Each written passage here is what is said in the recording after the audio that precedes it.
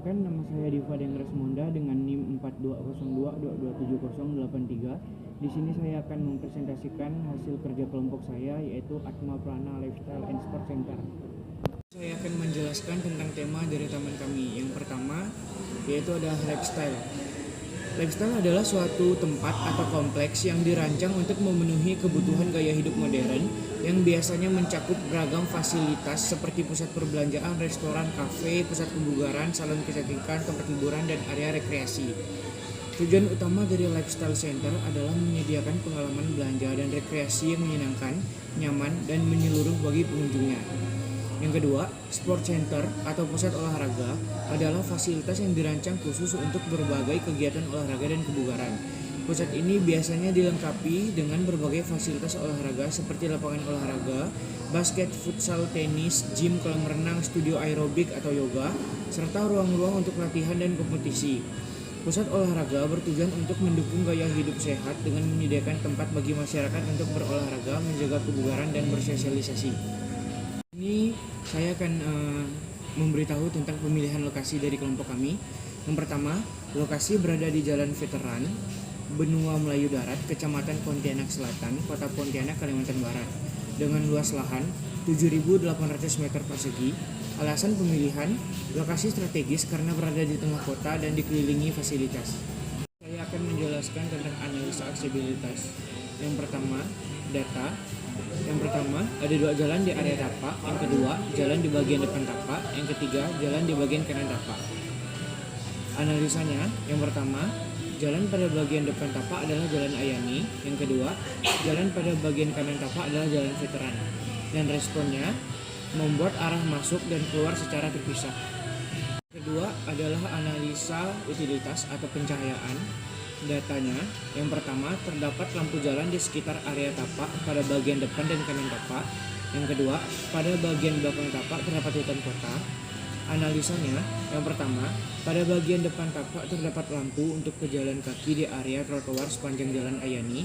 Yang kedua, tidak terdapat pencahayaan buatan pada bagian belakang tapak. Responnya, penambahan pencahayaan pada bagian kanan dan belakang tapak. Ketiga, ada analisa vegetasi. Datanya, ada banyak vegetasi pada tapak ini. Analisanya, yang pertama, terlalu banyak vegetasi pada area tapak. Yang kedua, vegetasi di area tapak mengganggu view utama pada tapak, yaitu arah depan dan kanan tapak. Responnya, yang pertama, menghilangkan vegetasi pada area tapak. Yang kedua, menambah sedikit vegetasi tambahan pada area tapak agar tapak tetap memiliki vegetasi.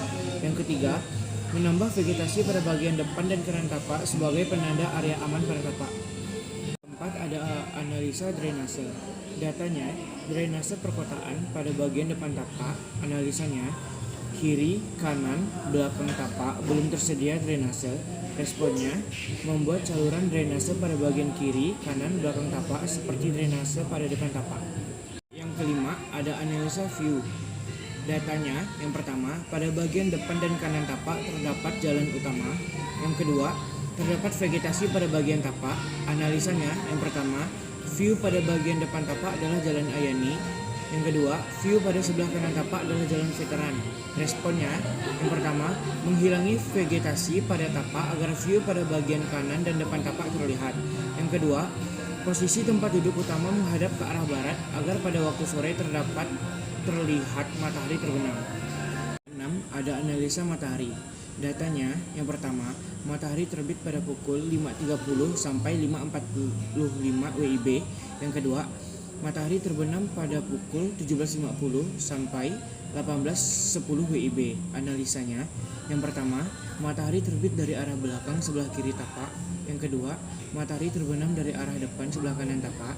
Responnya, menambahkan vegetasi untuk mengurangi panas dan silau berlebih pada area tapak.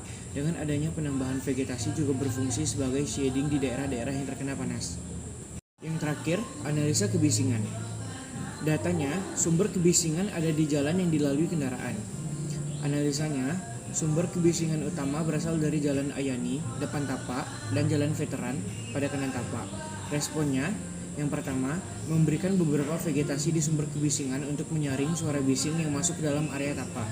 Yang kedua, meletakkan beberapa pusat interaksi pada area tapak berjauhan dari sumber kebisingan. adalah kesimpulan dari beberapa analisa. Yang pertama, analisa aksesibilitas membuat jalan masuk dan keluar secara terpisah. Yang kedua, analisa utilitas menambah pencahayaan pada area yang kekurangan cahaya pada area tapak. Yang ketiga, analisa view. Sunset terlihat ketika taman menghadap ke depan sebelah kanan tapak.